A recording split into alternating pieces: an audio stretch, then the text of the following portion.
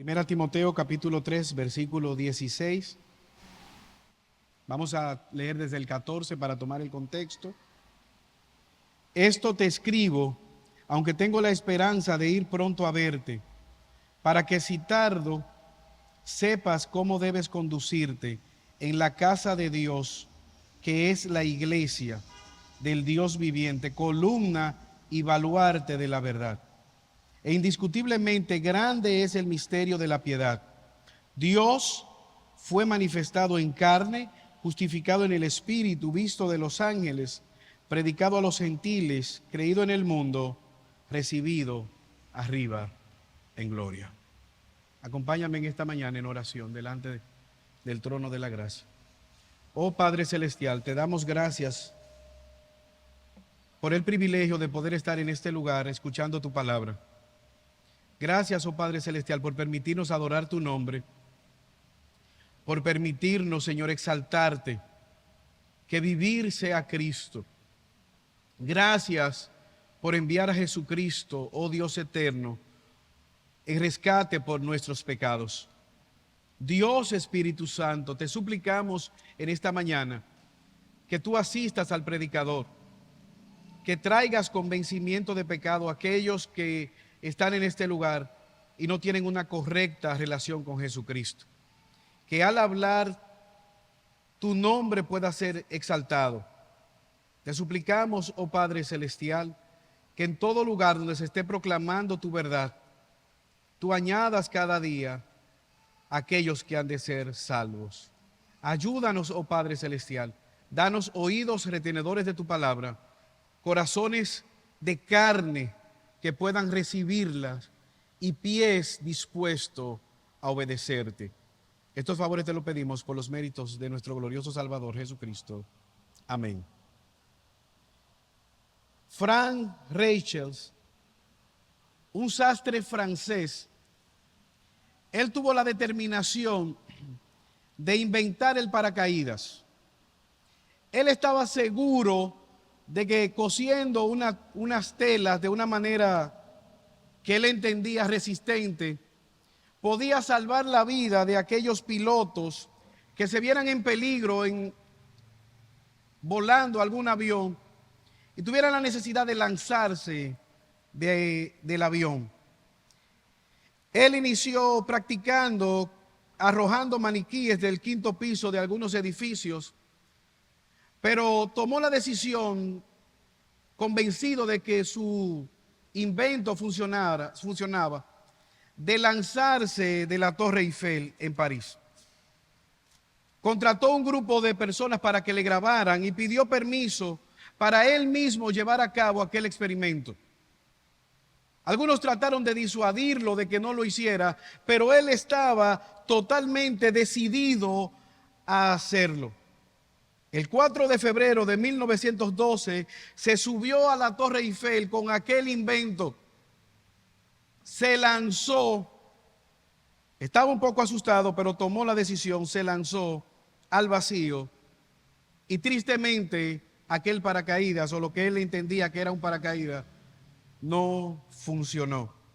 187 pies de altura y murió. ¿Qué logró él? Logró grabar la primera muerte que se grabara en una cámara de video. Inspiró algunas obras de teatro, inspiró una canción que se titula Nadie nunca puede volar. Dio paso a que otras personas siguieran y se pudiera desarrollar más adelante el paracaídas. Ahora, hermanos, manteniendo la distancia, hay algo que el ser humano no puede hacer sin artefactos, es volar. Pudiera el ser humano después volar en aviones y demás. Pero yo estoy convencido de algo. La Biblia enseña que hay algo que ningún ser humano puede hacer. Es salvarse a sí mismo. Nadie puede salvarse a sí mismo. Nadie puede salvarse por sus propias obras. Por eso, Cristo, la segunda persona de la Trinidad, tomó a cabo la iniciativa de venir en rescate por nuestros pecados. Cristo, Jesucristo, revela plenamente la majestad de Dios, salvando a los pecadores.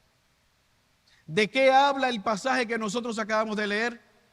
De que Jesucristo, Dios encarnado, ha venido para hacer lo que nadie puede hacer: salvar a los pecadores. Esta parte que nosotros acabamos de leer es la parte central de toda la carta.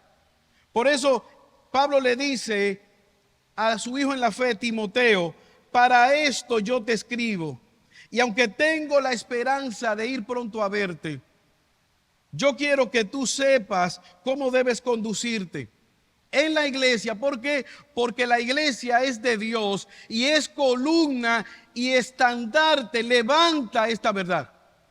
¿Cuál es la verdad que levanta la iglesia? La buena noticia del evangelión, la buena noticia del evangelio. Ante la mala noticia de que nadie puede salvarse a sí mismo, hay una buena noticia: Jesucristo ha venido en rescate para salvar. Él ha venido a buscar y salvar lo que se había perdido. Hemos visto anteriormente, Él es el dueño de la iglesia. Él ha dado la misión de la iglesia, que es proclamar el mensaje, y hoy vamos a ver de qué trata el mensaje. Capítulo 1 y 2 de esta carta, Él ha dicho cómo se organiza la iglesia. Capítulo 3, Él ha dado dones, Dios ha dado dones, hombres y mujeres cualificados para llevar a cabo su plan. Pero vemos ahora que la iglesia debe proclamar y defender un mensaje. De alguna manera pudiéramos nosotros ilustrarlo como aquella operación que se llevó a cabo para el asesinato de Bin Laden. Un grupo de soldados fueron entrenados. No se les dijo la misión que tenían, pero ellos estaban entrenando con un propósito. Los mejores soldados del mejor escuadrón para llevar a cabo aquella misión. Y cuando estaban preparados, se les dio la misión. Ellos iban a tratar de capturar a aquel terrorista llamado Bin Laden. Lo que Pablo está diciendo: hay un único mensaje. Hay un mensaje que es capaz de transformar la dirección del ser humano pecador. Este mensaje es capaz de transformar la eternidad. ¿Cuál es ese mensaje? Dios salva a pecadores. Por medio de Cristo, Dios salva a pecadores. Este versículo es una sección o es un himno. 6 breves estrofas. Pudiéramos decir 6 verbos que cambian la humanidad. 6 verbos que cambian la eternidad de una persona. Dios fue manifestado en carne. Y aunque ahí dice Dios, algunas versiones dicen Él, refiriéndose a Jesús, la segunda persona de la Trinidad. Fue justificado en el Espíritu, visto de los ángeles, predicado a los gentiles, creído en el mundo y fue recibido arriba en gloria. Es este mensaje que Pablo dice que le salvó. Pablo, perseguidor de la iglesia, asolaba la iglesia, pero él reconoce, Gálatas 1:15, que cuando agradó a Dios, Él le apartó, le llamó desde el vientre de su madre, fue escogido para salvación. Pablo no lo sabía, él perseguía a la iglesia, pero este mensaje fue utilizado para traerle a novedad de vida. Llamado por Dios, quien cambió su corazón, quien le dio una nueva naturaleza y le trajo a novedad de vida. Un famoso ateo llamado Renan dijo: Pablo estaba asustado, Pablo estaba temeroso, la insolación del desierto lo puso a escuchar voces, a ver visiones. Pero esa no es la realidad que narra el propio apóstol Pablo. Enemigo de la fe, camino a Damasco a destruir la iglesia, y fue alcanzado por Jesucristo, quien se le reveló como el único que tiene poder para salvarle. Romanos 1:16, Pablo dedicó su vida a la proclamación del evangelio. No me avergüenzo de proclamar el Evangelio. ¿Por qué no te avergüenzas, Pablo, del Evangelio? Porque el Evangelio es poder de Dios. ¿Para qué? Para salvar a todo aquel que cree. Al judío, pero también al griego. A todo el mundo. Es decir, que este mensaje se hizo vida en Pablo. Este mensaje fue tan poderoso que transformó al más acérrimo enemigo del propio cristianismo, el apóstol Pablo. Es el mensaje que debe ser escuchado, que debe ser proclamado, que ha cambiado la vida de millones de personas a lo largo de la historia. Y ese mensaje le ha sido dado a la iglesia. ¿Cuál es la característica de este mensaje? Versículo 16. Mira cómo lo dice, inspirado por el Espíritu Santo. E indiscutiblemente grande es el misterio de la piedad. Es grande, es poderoso, indiscutiblemente, que no le quepa la menor duda a nadie. Es el mensaje más importante, más grandioso, más sublime, más poderoso. Esto debía repercutir en los oídos de los oyentes, porque en Hechos 19:28 hubo un gran tumulto y Demetrio, el platero, y un grupo se paraban y decían: grande es Diana de los Efesios, grande es Diana de los Efesios. ¿Por qué él decía esto? Justamente porque por medio de la predicación del Evangelio, ya las vidas no estaban interesadas en comprar los templecillos de la diosa Diana. Ahora Pablo está diciendo: grande es el mensaje.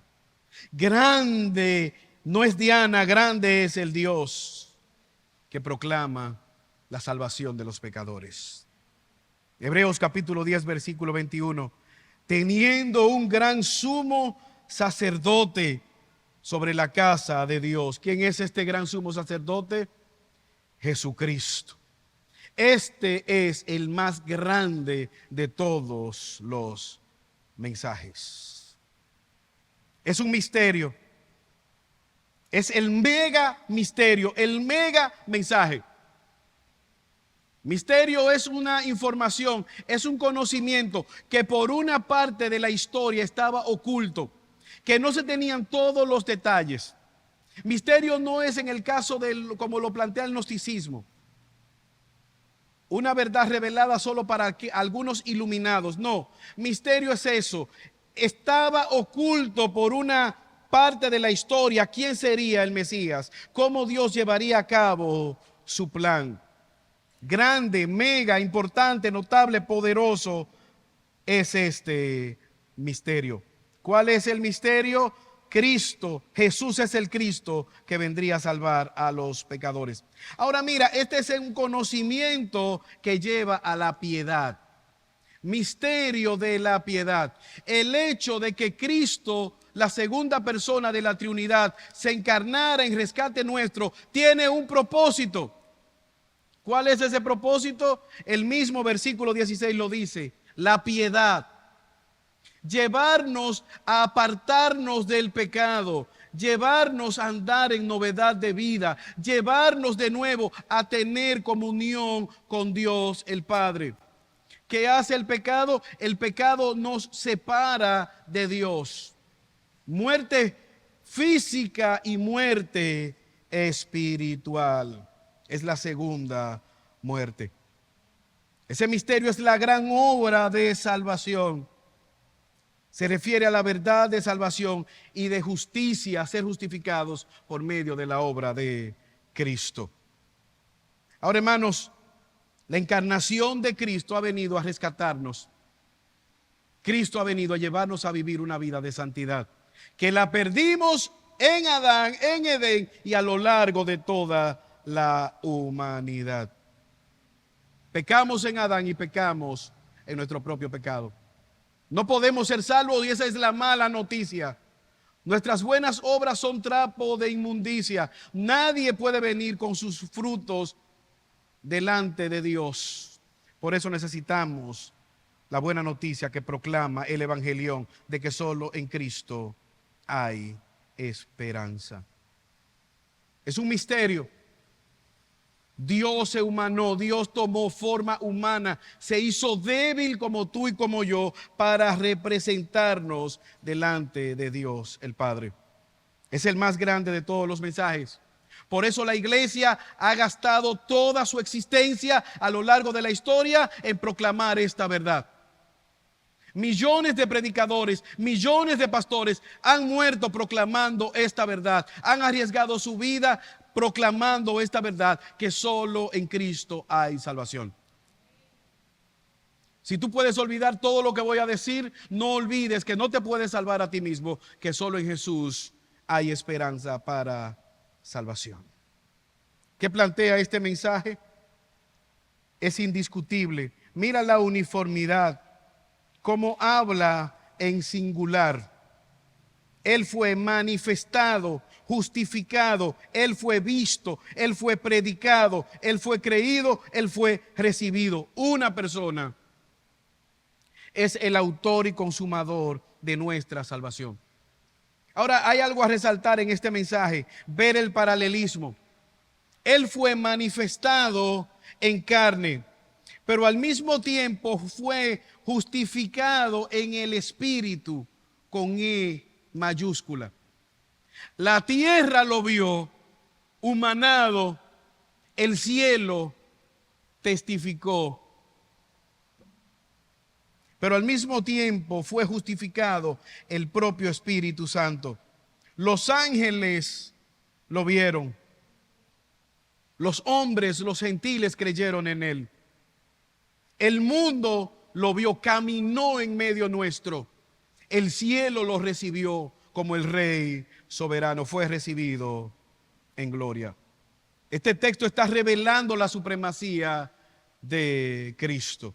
Y el primer lugar que quisiéramos ver es que Jesucristo se manifestó en carne.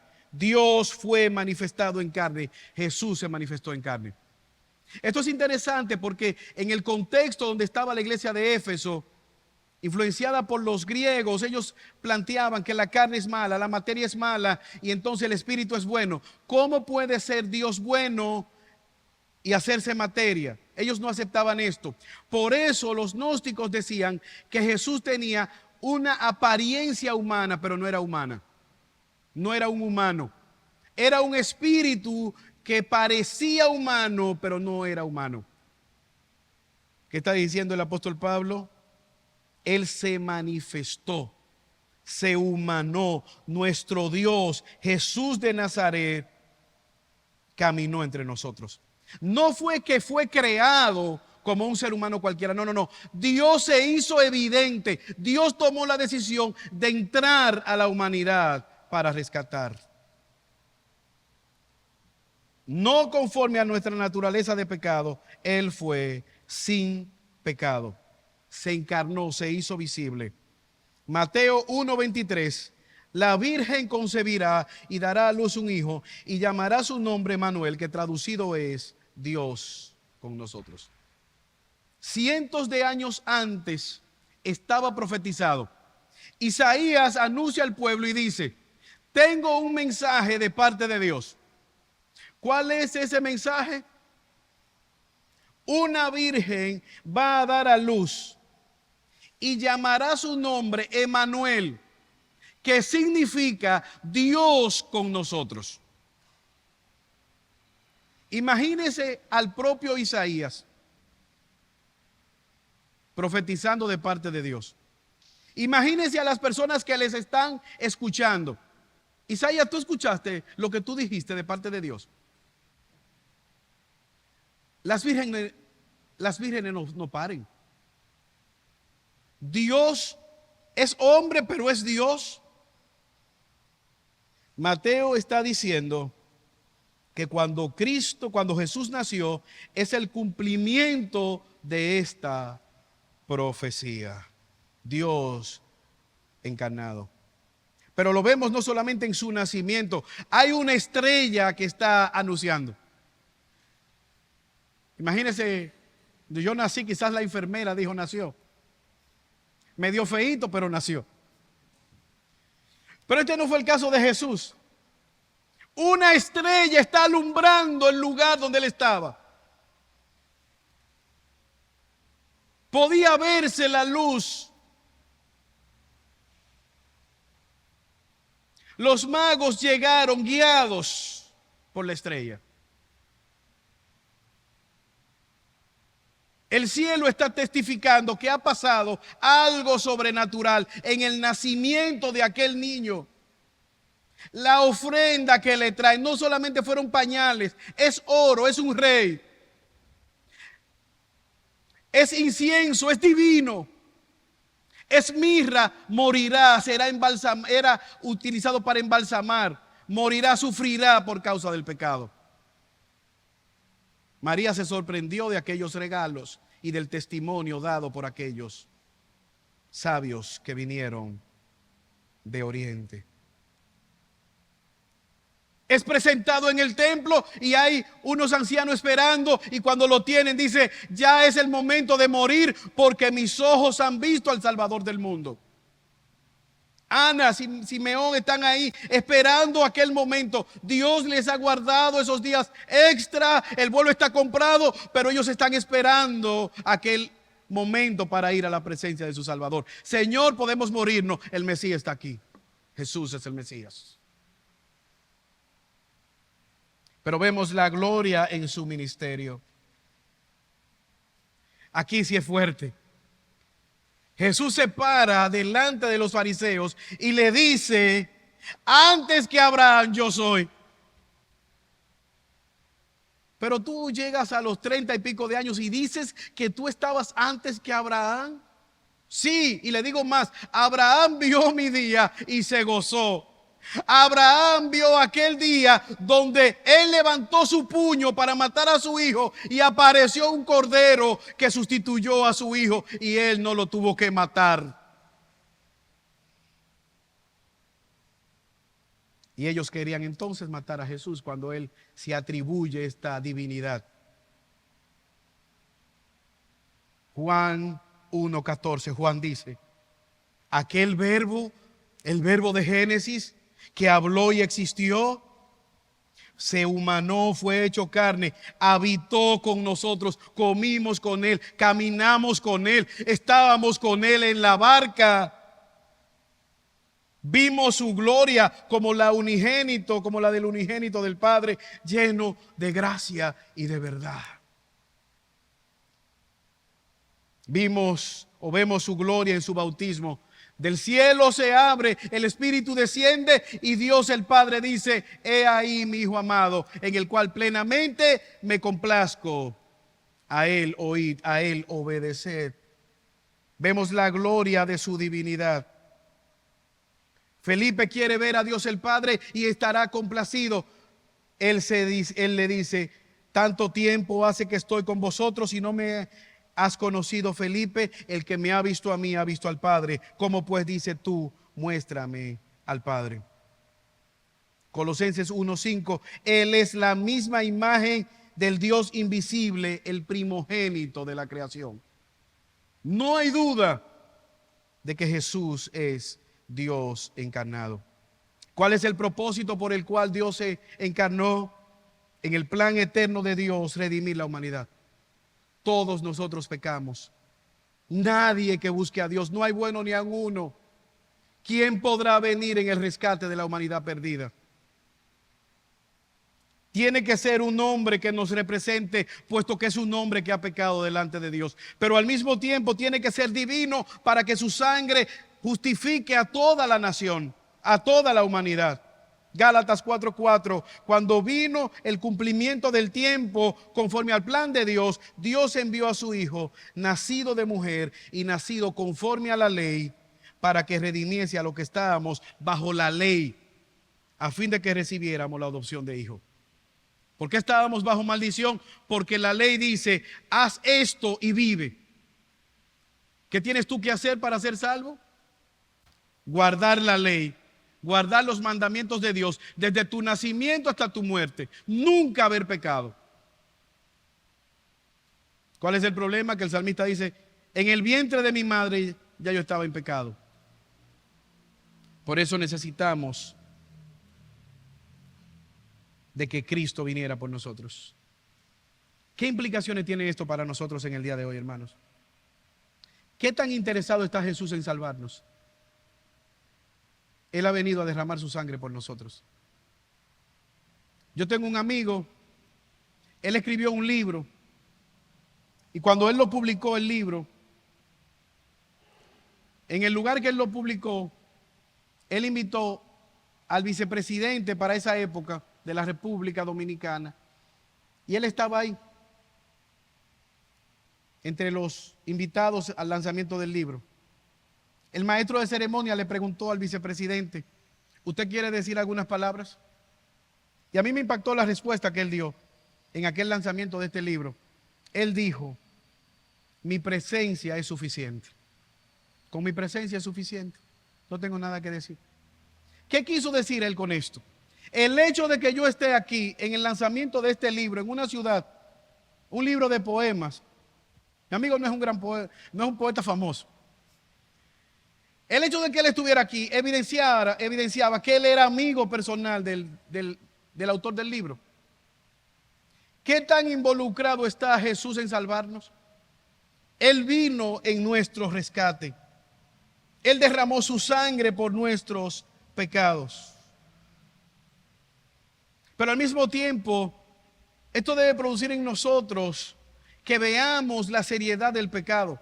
Porque no solamente movido por el amor de Dios, como dice Juan capítulo 3, versículo 16. La seriedad del pecado, nuestra incapacidad para salvarnos.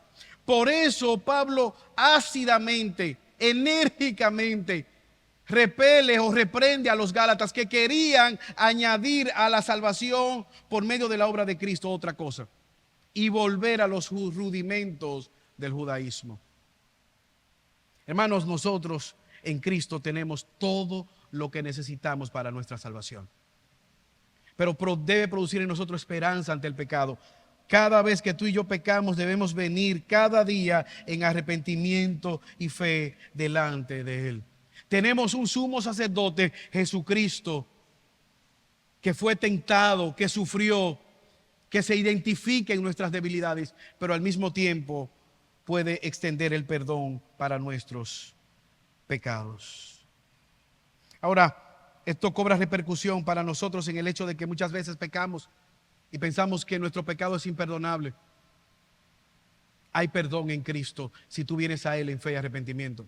Pero déjame decirte, yo he hablado con personas que dicen, es que yo soy tan pecador que Cristo no me va a perdonar. Claro que te perdona. Y a veces eso no es un sinónimo de humildad, eso es arrogancia. Porque si Jesús dice que Él te perdona, si tú vienes a Él en fe y arrepentimiento, ¿quién eres tú para decir que no? ¿Quién soy yo para decir que no? La sangre de su Hijo nos limpia de todo pecado. Por eso se manifestó, se reveló, se dio a conocer, caminó, dividió la historia en antes y después de su nacimiento. Pero el acto más grande es dividir nuestras vidas en antes y después de que Él nos salve de nuestros pecados. Pero vemos un segundo elemento. Jesucristo fue justificado en el Espíritu, declarado justo por el Espíritu, E mayúsculo, el Espíritu Santo. Espíritu, la tercera persona de la Trinidad. Y no significa que Él no era justo.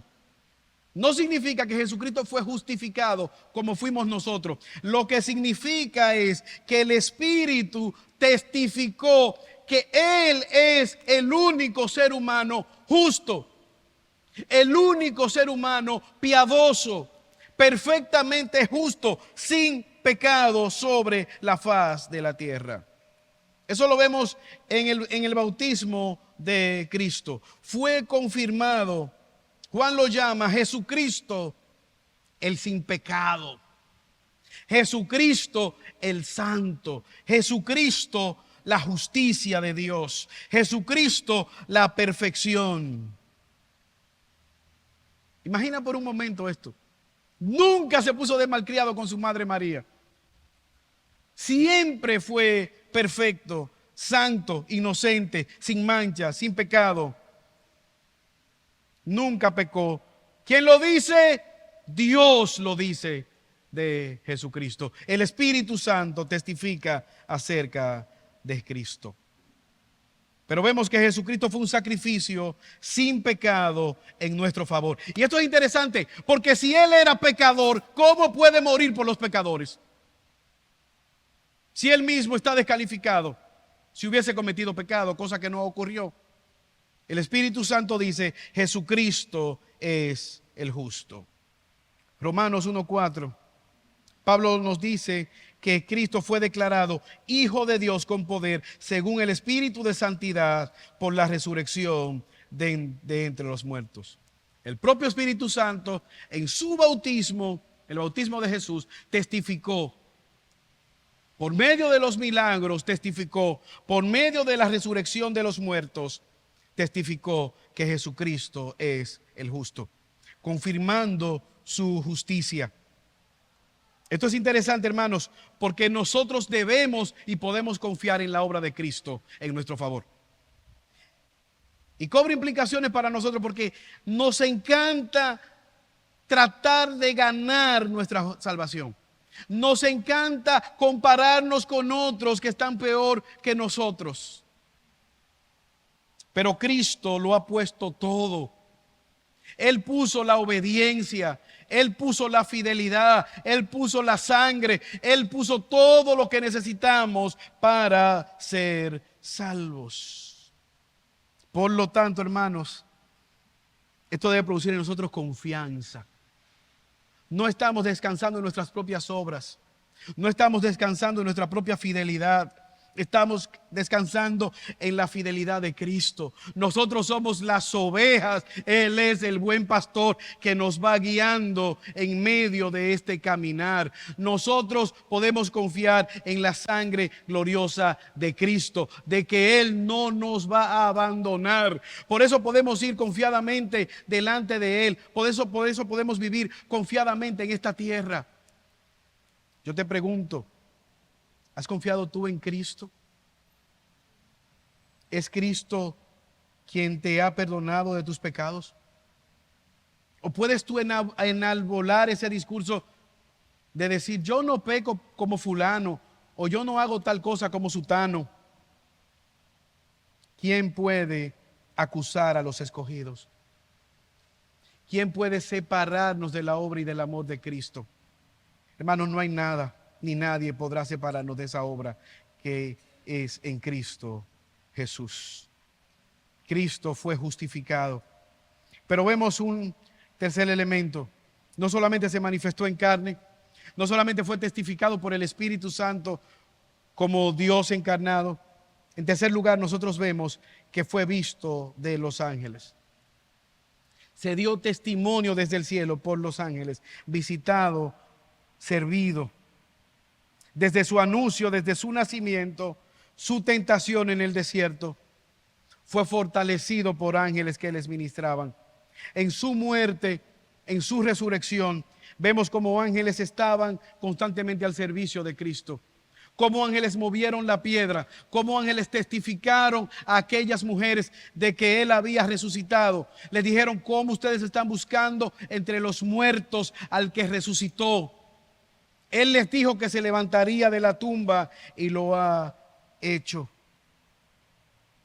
Vemos que aún los demonios, ángeles caídos, testificaron del poder y de la deidad, de la divinidad de Jesucristo.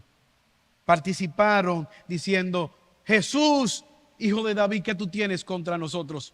La propia presencia de Jesús delante de los endemoniados era causa de temor ante los demonios, evidenciando que Él es el Mesías. Jesucristo fue visto, testificado por los ángeles.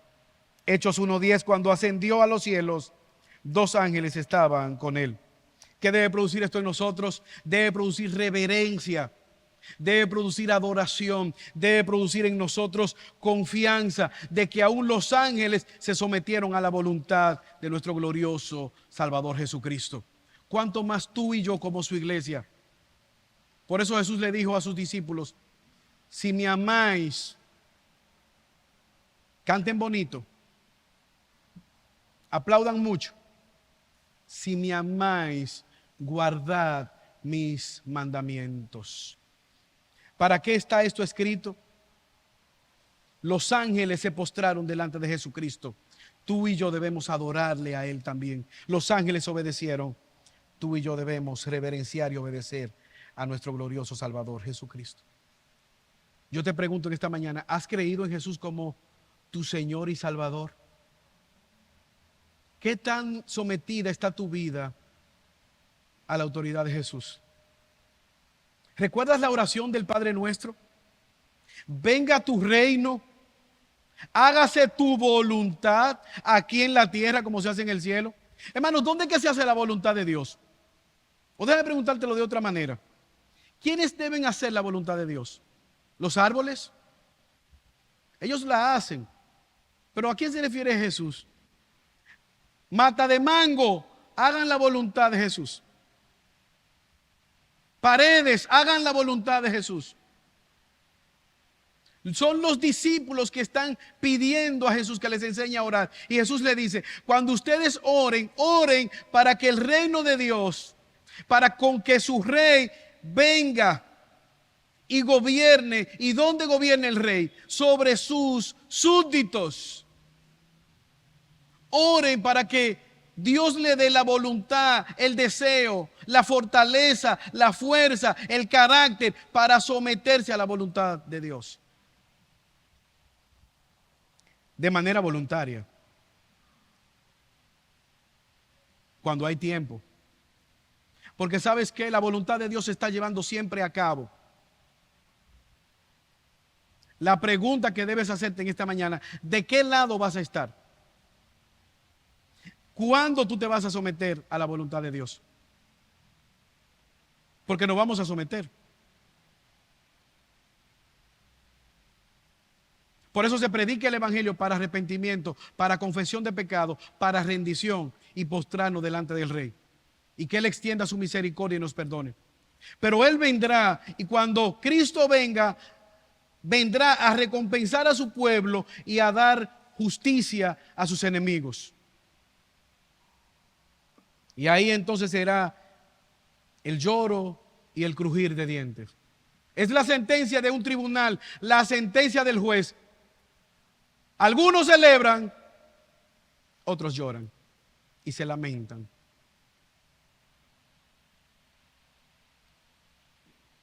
¿Qué tan sometido estás a la voluntad de ese rey? Esa debe ser nuestra oración. Señor, ayúdanos, como la oración modelo, a someternos a tu voluntad. Ayúdanos, perdona nuestras ofensas y ayúdanos a perdonar a los que nos ofenden. ¿Qué hemos visto? Jesús fue manifestado en carne, justificado por el Espíritu Santo, fue visto por los ángeles. ¿Y qué más vemos?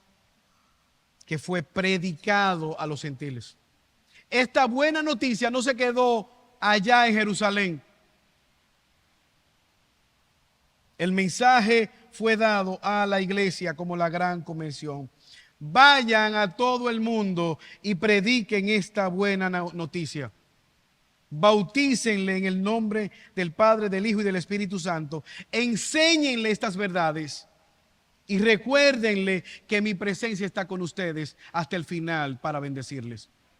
Esa es la gran comisión. Ellos se quedaron viendo a Jesús para el techo. Jesús se va y dice, bueno, nos quedamos aquí mirando. Entonces vienen los ángeles y les dicen, muévanse,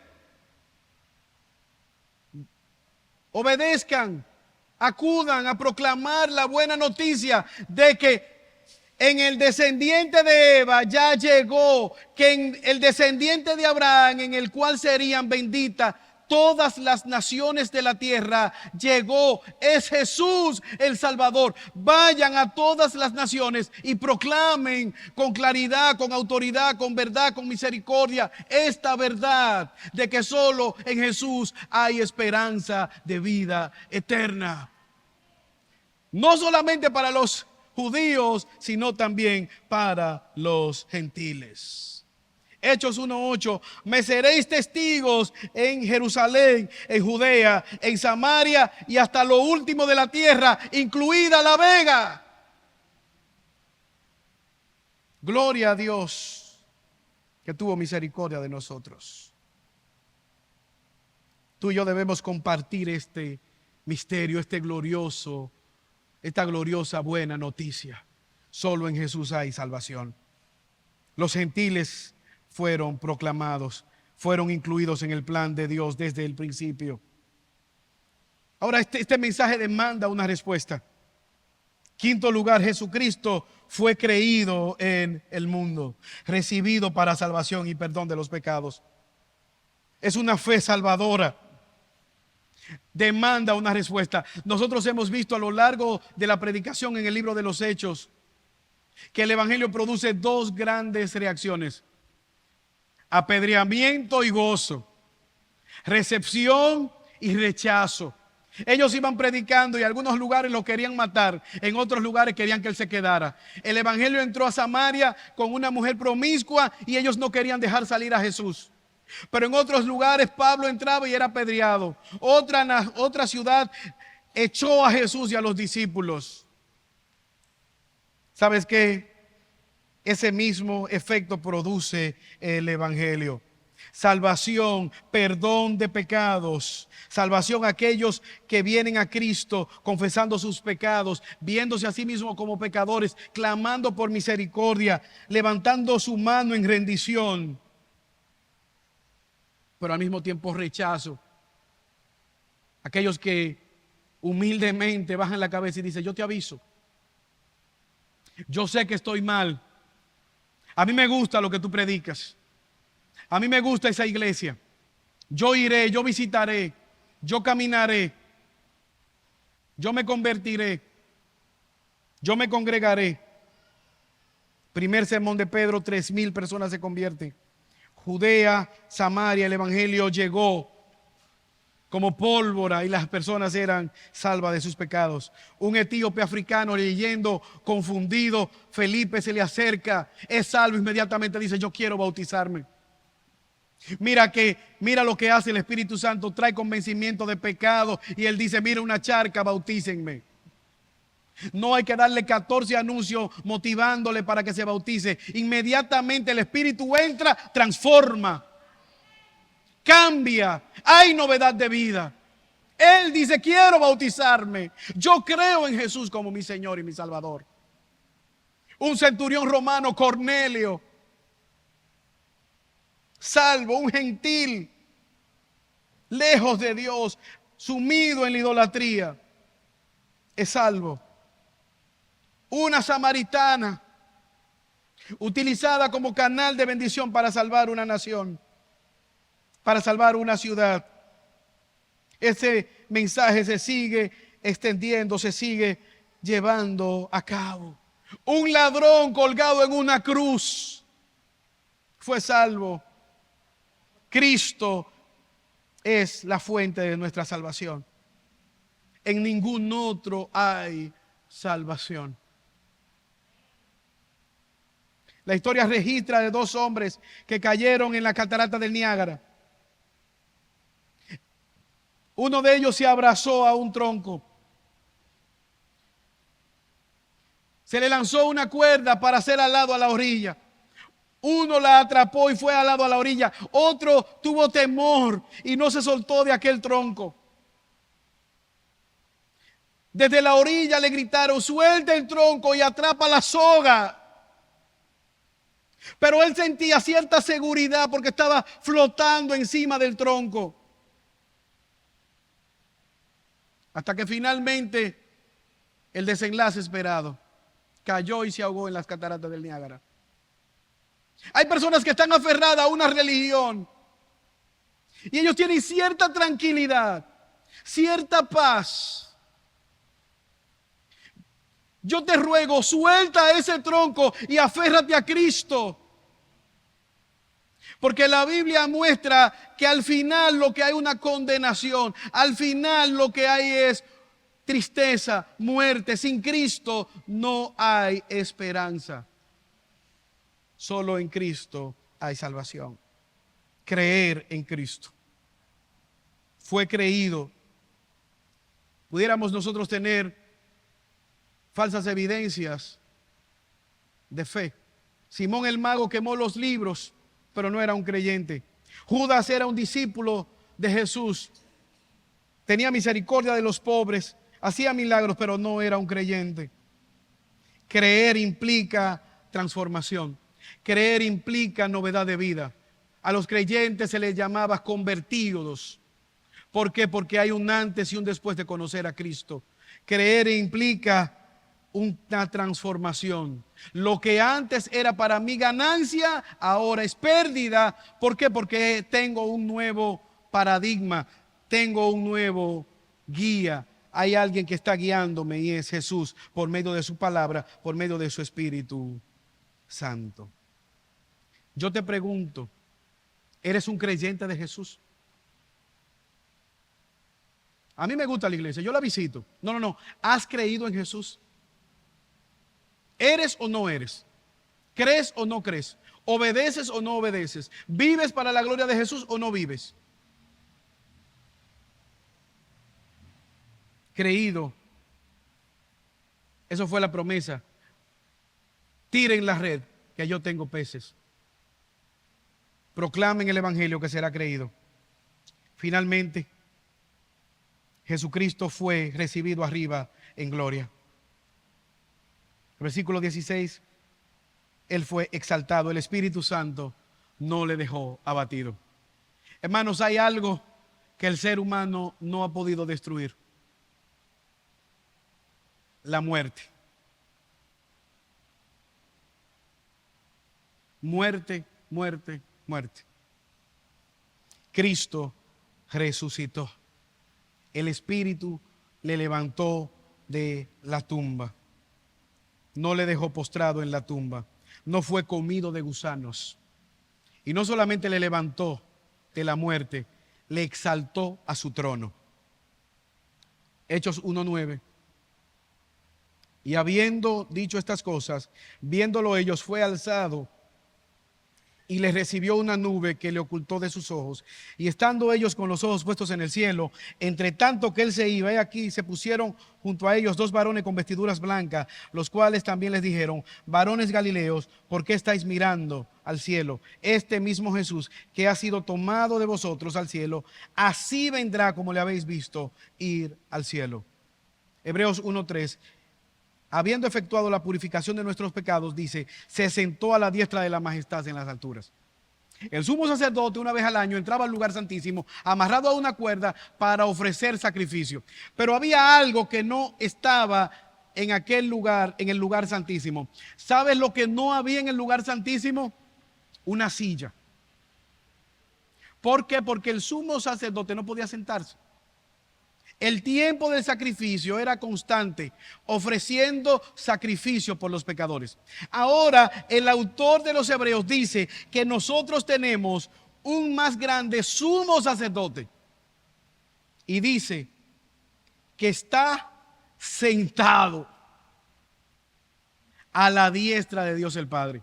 Un sumo sacerdote sentado, un sumo sacerdote reinando, un sumo sacerdote descansando. ¿Pero por qué? Porque su obra fue plena, completa, tetelestai, pagado, saldado el precio.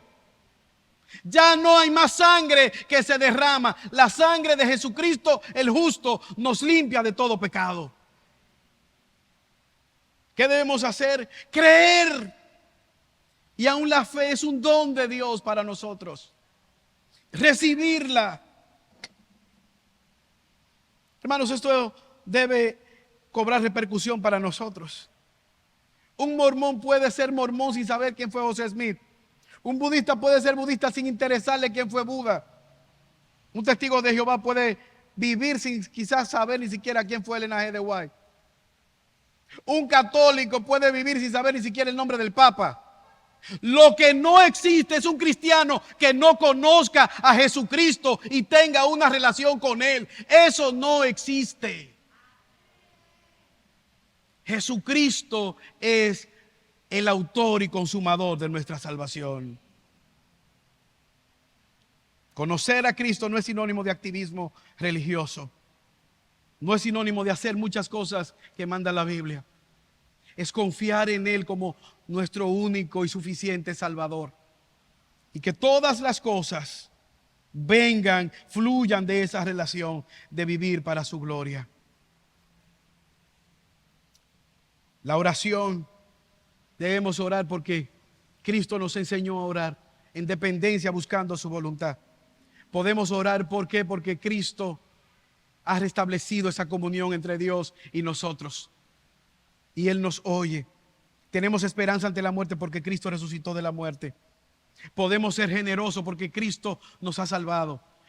Podemos estar unidos como hermanos, ¿por qué? Porque Él nos ha salvado y nos ha dado el vínculo del amor en la iglesia local. Estas cosas te escribo, Timoteo, para si tardo sepas cómo conducirte. La iglesia que es columna y baluarte de la verdad.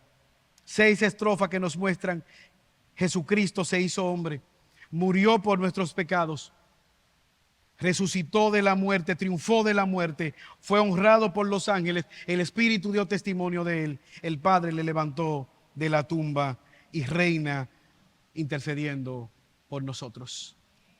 Un grupo de excursionistas que estaban en una área frondosa en la selva africana. Delante iba un guía, iba con un machete, un colín, cortando la maleza. Los turistas están asustados. Ten cuidado si te perdiste. ¿Cómo sabe que no estamos extraviados? El guía sigue cortando la maleza. ¿Cómo vamos a llegar a nuestra casa? ¿Estás seguro que este es el camino? En un momento dado de la excursión, el guía se detiene y mira hacia atrás y les dice a aquel grupo: yo soy el sendero. Confíen en mí. Esperen conmigo. Síganme a mí y estarán de vuelta en su casa. ¿Quién era el mapa? El mismo guía turístico. Pudiera el guía estar equivocado. Ahora, la Biblia nos muestra que Jesucristo es el autor y consumador de nuestra salvación. Él es el camino, Él es la verdad, Él es la vida.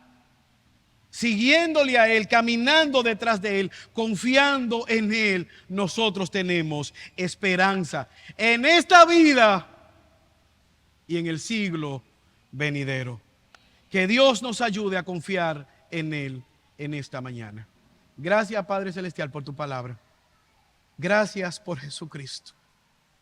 Ayúdanos en esta mañana a confiar en Él, poner nuestra esperanza, sabiendo que en Cristo tenemos todo lo que necesitamos para vivir, para caminar conforme a tu voluntad. Te ruego, Señor, que salves a aquellos que pudieran estar en este lugar y no te conocen. Por Jesús. Amén.